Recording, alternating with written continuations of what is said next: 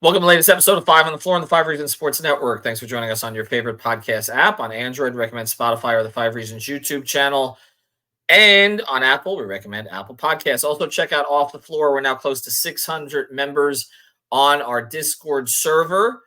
You get to interact with us, for better or worse. Also, the host updates and interact with each other. Plenty of stuff on there, $2.99 per month. You'll want to get off of Twitter. Trust me, once you go here, you won't be on Twitter very much. Link is right here in the description. Also, want to recommend the great sponsors of the Five Reasons Sports Network.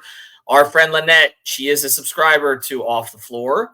954-581-8800, 954-581-8800.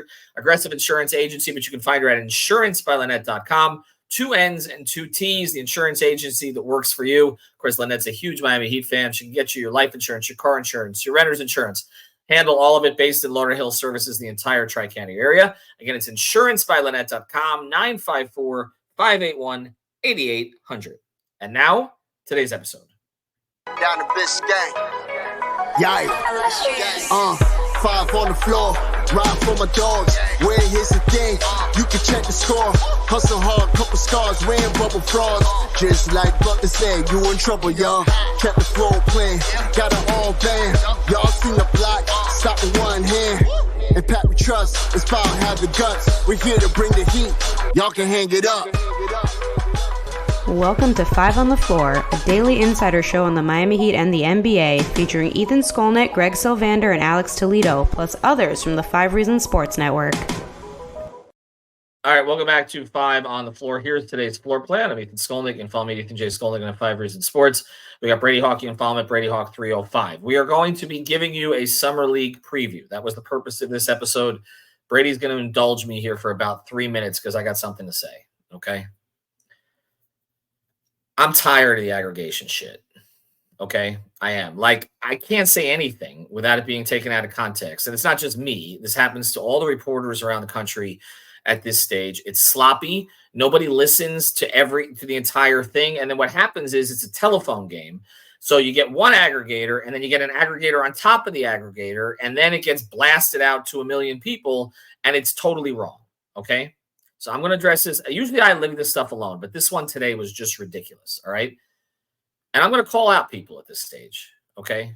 I'm tired of it. HeatNation.com, okay? I don't know Jesse Cinquini. I don't know him, all right? Maybe a fine young writer. I have no idea. This is how this story starts. According to Ethan Skolnick, only one person within the Miami Heat has a solid grasp of the new CBA and its stipulations. And then it quotes me. All right. Now, I'm going to say flat out that I'm on so many damn platforms. We have so many platforms, whether it's this, Discord, or Playback. Those are the 3 primary ones. Or Twitter, 4, okay? That I don't exactly know exactly which one of those I said something like this, okay? Brady and I were talking before the episode. I think it was Playback, where I tend to be a little bit looser. But essentially it says, we were talking about the CBA, all right? And we were talking about the fact that a lot of agents don't seem to understand it. Again, this is a new CBA, all right? This was put into place recently. It's not particularly advantageous to the players. We've discussed that, but it also has a lot of clauses and a lot of kind of, it's like butterfly effect, things that lead to other things, okay? And at this stage, based on conversations that I've had with the Heat, but also outside the Heat, a lot of agents, even some executives, don't seem to fully understand it, okay? That was the context of what we were talking about. So this got aggregated. This quote was pulled from me, but this is the grand point, okay, that I think has to be resolved here in the NBA. Skolnick said regarding the new CBA, it appears that a lot of agents do not understand the new CBA. I said that I stand by that. And I've been told by people inside the Heat that really only one person on their side understands it. By the way, I cannot believe I said that without saying the word fully. Okay, so I'm going to go back and find this clip because I would have used the word fully. All right, so I'm going to go check that. Like one person in the league, and it happens to be Andy Ellisberg. Now, if you listen to that, okay, even if this was aggregated word for word and I misspoke by not using the word fully, I'll give the writer the benefit of the doubt on All right. I'm going to go listen to it. I'm going to find it. Okay. How do you come out of that basically saying that the Heat are incompetent? I'm saying in the last sentence of this thing that is aggregated, like one person in the league, and it happens to be Andy Ellisberg. Doesn't that imply that the Heat have a better grasp on it than the rest of the league because they have the one guy in the league who understands it? Even if I was speaking with hyperbole, because obviously somebody else understands it. But as I've said before many times, the league consults with Andy on these things because he has such a good grasp of it. Can somebody explain? Well, maybe Jesse can explain. And here's an invite to 5 on the floor right now. Okay, come on with me. Brady, I don't know if you want to be there.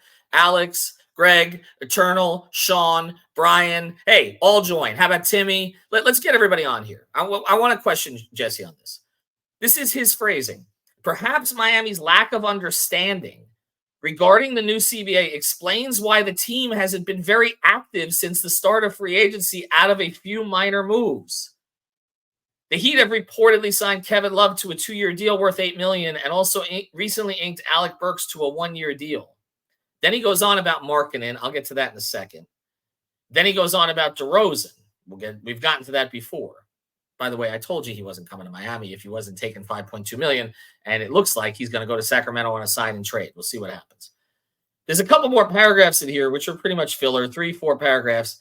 And then the end of this, if the Heat's lack of understanding of the new CBA is indeed what has held Miami back from making a major move via trade or free agency thus far, hopefully the team's staff will be able to get a firmer grasp of how it works in the near future. What the fuck? Seriously. Okay? How exactly do you draw that conclusion from what I said, even if I misspoke and didn't use the word fully? What I'm basically saying, the one guy in the league who understands it is on the Heat staff. It is their general manager. This isn't carrying water for the organization. This is carrying water for journalism. I'm tired of it, okay? It's gotten to the point I can't say anything. And then it gets worse because this idiotic story is posted. So, of course, Legion Hoops retweets it with the same headline. Only one person in the Miami Heat organization understands the CBA. Again, okay? There needs to be some accountability for this stuff. And I welcome Jesse and whoever the hell runs Legion Hoops to come on 5 on the floor. All right, let's do an ad. We're going to talk about Summer League. Want to tell you about a great sponsor of the 5 Reasons Sports Network. Maybe PrizePicks should put aggregators on there. How many things will they get wrong per day? 3.5? Over? Under? Go to PrizePicks.com. Use the code 5. Get your initial deposit matched up to $100. If they don't have aggregators on there, they do have Copa America. They do have, I think that's still going on, right? They do have esports. They have baseball, all-star game, obviously, all that kind of stuff. It's there on prizepicks.com. Check it out. Use the code 5. Get your initial deposit matched up to $100. If I said, Brady, that Brady Hawk was the only person who understands the Heat Summer League players, no one else in 5 Reasons Sports understands it. Would we have a problem at 5 Reasons Sports, or would we be in pretty good shape because you do understand it? Well, I think you should say, I think that's kind of the, if you're saying that, I take that as you're saying nobody else understands it outside the Heat too. So I must be the only person that knows Summer League ball, period. So that's a very big compliment. So thank you. That's actually true. HeatNation.com, aggregate that. Legion Hoops, come over the top and aggregate it again. All right, let's get to the players that are going to be playing in Summer League. So, again, Vegas doesn't start till next week. Mm-hmm. And so, you know, they're Sacramento first and all the rest of that. Used to love when it was in Orlando. It was just an easy trip up there. You just run into everybody, but not to be anymore. I know people are going to want to hear talk about Kel'el Ware and Pelle Larsson, who looked pretty interesting in some clips that were put out there today. We'll get to them last. I want to talk to you about who else you're looking at out there.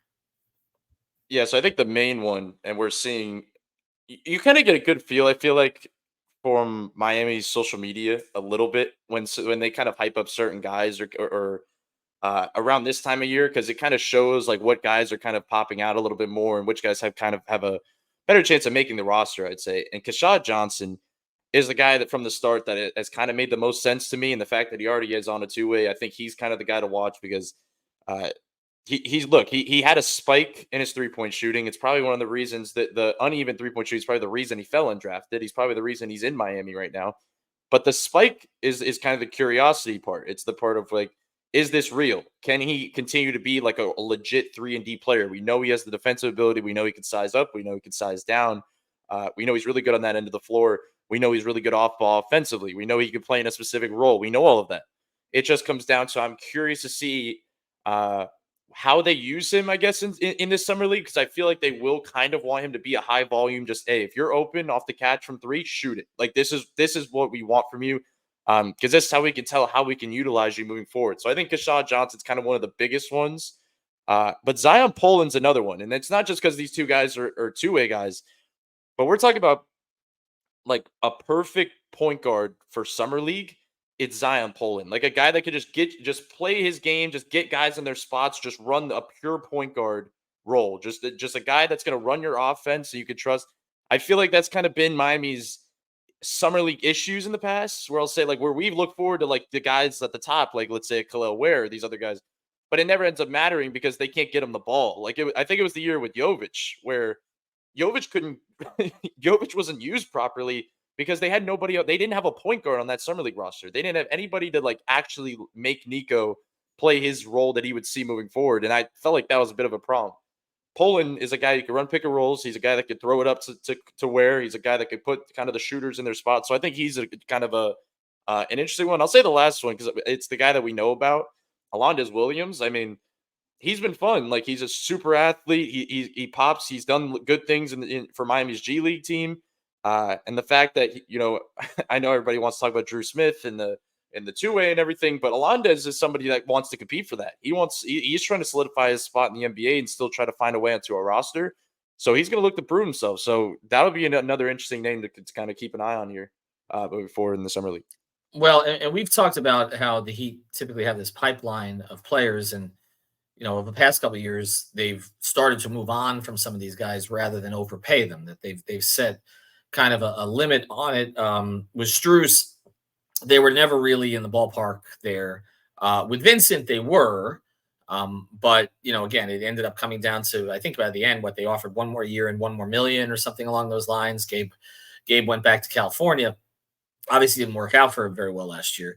And then this year, we're still waiting on Martin and Highsmith. Now, I've reported on previous podcasts that they did make, an offer to Martin if he had opted in, that they could have offered him more than other teams could. They could have offered him up to 5 years. There were bigger raises, bigger initial raise, etc., or 40% raise over the current $7.1 million. He decided to opt out, thinking he had a better market. And again, we're now July 5th, and there's really no movement that we know about. And I don't know that Caleb is going to get more than the mid-level, the taxpayer mid-level of roughly $5 million after all. And then Highsmith, we're still waiting on that one too. There's been some talk about both of them with Philadelphia or some other teams. But again, nothing has happened to this point. So maybe one of them is back, but there's really no chance at this point that both are going to be back. Are you comfortable with the pipeline now? I mean, I guess we have to see these guys in Summer League, but it does seem, and maybe this is unfair to the other guys, but that there's a little higher upside to some of these guys. Is that fair to say? I'm not just talking about the draft picks, but just, like Haywood, we talked about having a very high floor, but we didn't know how high his ceiling was. And to me, at this point, he's actually exceeded what I thought. And Caleb, I mean, they looked at him as roster fodder, really. And he ended up becoming, a guy who's second in voting in the Eastern Conference Finals MVP. Are you comfortable with where the pipeline is? Yeah, I think Miami, it was overdue for them to get a reshuffling. It feels like with the two ways, with the undrafted talent, with all of that, because it felt like they were trying to squeeze some things out of a lot of the guys that were in that range, and it kind of felt like it kind of gotten to a certain point where it was like, okay, I think we're past that now. I think we know what we have with these guys. It's time to kind of get some more talented guys in the mix, and I think that's what you're seeing. Like even Josh Christopher is another name to watch on this Summer League team, just because when you're saying that about the more high upside guys, like a more talented player, it feels like a Josh Christopher is like a Caleb Martin type, where he has a little bit more of the talent side. And it just comes down to him just trying to find his way onto a Miami roster to kind of prop up his stock a little bit. So I'm curious to see that, but 100%, like they needed some guys that have more upside, that have kind of more of a direction. I feel like with their game, like some of these guys, like, and it's no, it's nothing that nothing negative toward them, but like an Orlando Robinson or Jamal Cain, like what they are. Like even if you plug them into the regular season, which we've seen them do, and it's worked and it's been okay. To your point. I mean, it is a high floor. You know what you're going to get, but it's going to probably be nothing more. And I think with a lot of these guys, you kind of are at the point now where it feels like you have to start and reshuffle again and just kind of see what you could squeeze out of some of these guys. So like the names I was mentioning, like a Zion Poland, where it's kind of a restarting with a different type of point guard or a shooter. Like Cole Swider is another interesting name, I guess, in this summer league, just because he's in that range of guys that have been here for a little bit, I guess. But he was really good in summer league last year. He was not with obviously Miami. He was with the Lakers, and he had a really big summer league. So if maybe he could kind of find his range a little bit and try to just find some shooting depth. And I think the tough part for him, and I thought it was actually kind of weird to hear because he was kind of got a Zoom interview after one of these practices, and he's talking about Pele and kind of how good of a shooter he is and how hard he works. And it's like, it almost feels weird to ask these guys that are like not like locked into the roster about a guy that could potentially jump him. That probably he's actually on the roster this quickly, and it's like it feels like he did already get jumped in terms of shooting use, just because they're going to lean on their second round pick. They're going to lean on this guy with a little bit more talent. So that's why it'll just be interesting to see who can come out on top. The summer league matters. I mean, for these guys, like this has how you determine who they're going to lean on moving forward. And these two ways aren't like everybody I know gets up in arms when they see the two-way contracts get posted because everybody wants real moves. But like these aren't like locked in deals. Like these things can change tomorrow. Like there could be a guy that pops in summer league this weekend and he's on a two-way already. So I mean, it's going to be just things evolving throughout the weeks. I mean, we talked a lot about RJ Barrett. I was RJ Barrett, RJ Hampton last year, and that didn't end up materializing. I mean, Kane is somebody who appears that he's been passed. He just had trouble getting playing time even when they needed someone last year. And we talk about Orlando Robinson, and that's kind of where I want to go with this next. Is that we saw Orlando Robinson really play really well in summer league and be featured in summer league and get the guarantee, and yet we're still at a stage we don't know if Orlando Robinson is going to be on the roster this year. So these things do change year to year. I think some of the stuff with summer league is when they have a better roster at summer league, and it appears they do this year, it does allow more players to flourish. I remember a couple years ago where Haywood was pretty much their only semi NBA caliber player. And they were trying to feature him, and it's not his game. You know what I mean? Whereas, they featured Yurtsevin, they featured Strus, and with Max, I think it was really helpful. Like we saw it kind of play out when he had those reps, and then he was having those reps in the Eastern Conference Finals or in the finals, and you can see some of what he drew from Summer League. Who do you think this team will feature? And this, I guess we're pivoting to the draft picks a little bit here more, but I mean, who's going to be the featured scorer? I mean, it feels like I'm just giving the obvious answer, but I 100% believe it's Kel'el Ware. And I'm glad you brought up Orlando Robinson because I think it's similar to that. I mean, the fact that they were able to feature Orlando, like low block post scorers have more of a chance of dominating in summer league than like the actual NBA. Like there's a feature ability. It feels like for big men in summer league, like you saw with an Orlando type guy, that I think Miami is 100% going to feature him. The question I'm kind of posing with Ware is like, Strus, for example, they pretty much said, like, we want you to we're going to put the ball in your hands a ton and just see what happens. Just try to grow. Just try to see we'll see what you can do. We'll like, just try to get as many reps as possible. Do they go that route, or do they go to the route of like what they did with Jovic, where it's like, okay, we're going to put you in this spot because we want to prepare you for your role in the NBA. We want you to be ready to play off ball. We want you to be ready to like, not because you're not going to have the ball in your hands at all times. So I'm curious to see how they kind of deal with that. Like, is it going to be a lot of pick and roll, trying to hit him on lobs constantly, or do they give him reps? Do they let him try to shoot the ball a little bit more often than he would in a regular season game? Do they let him kind of get more mid-post reps and work the mid-range game a little more? I think they probably let him do a lot more than the normal stuff. Like, I think they're going to try to, like, you'll see a game or two where he's just predominantly dunker spot, screen roll, lob, just pick and pop, like very in a box. But I do think a lot of the time he does have a little bit more in his game that I think a lot of fans and I think the coaching staff wants to see it. He seems to think that he could put the ball on the floor a little bit more. He seems to think he has a little bit of a mid-range game. I know there's some workout videos going around. Like his jumper off the dribble looks pretty fluid for a 7-footer. So 100%, I think he's the guy that they're going to feature. But to your point, they do have a lot more talent on this roster than they have in past ones. So I do think the scoring could end up being spread around a little bit more. I mean, to me, this is the most interesting roster since they had Nunn and Hero starting in the backcourt with Duncan at the 3. Mm-hmm. And those guys played off of each other. And obviously, it parlayed itself into the regular season because Kendrick Nunn got off to a blazing start. And of course, Tyler had the rookie year that he had. So I feel like, you know, the Kashad Johnson Larson connection, which we saw in some of those videos that were dropped today, that's going to be featured also. And it actually is probably going to help both guys that they have familiarity with each other. And you mentioned Kashad Johnson is really interesting to me. But Larson, I just watched again. It's just clips, you know. And again, this is not regular season NBA ball, let alone playoff ball. But he's athletic, like you can just tell. Like he moves like an athlete, and it reminds me a little of Max, actually. And that was one of the things about Max that was underrated was his overall athleticism. I see some of that with Larson. I can see what they liked, and I feel. Again, like their conviction on these guys. Look, again, we can argue about what's going on. And Barry wrote a piece for the Herald today. I'm just sort of starting to get through it. Barry, you convinced me to finally pay the sub. I haven't paid since I left the Herald in 2016, but I paid for this story and then I'll cancel it. But, no, I wouldn't cancel Barry's work. I'm just waiting for Barry to come over to us. When I was looking at it, we'll go through it, okay? And Greg and I are going to kind of go through it point by point over the weekend.